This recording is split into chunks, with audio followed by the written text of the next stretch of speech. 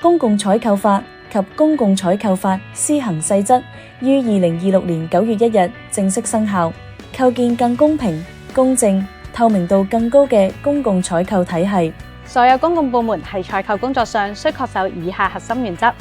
透明及公開、公平競爭、無私、恒定。無論係租賃財貨、購置貨品或服務，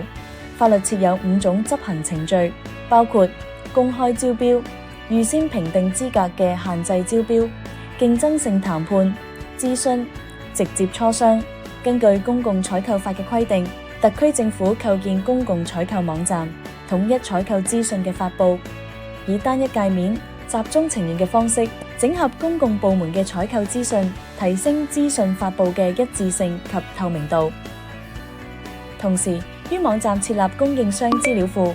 有意參與公共採購嘅供應商可透過供應商界面作出登記，操作簡便。部門喺採購時會按實際需要，依規定隨機抽取，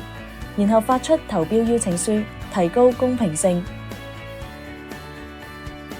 公共採購新制度，資訊公開更透明、公平、公正，優營商。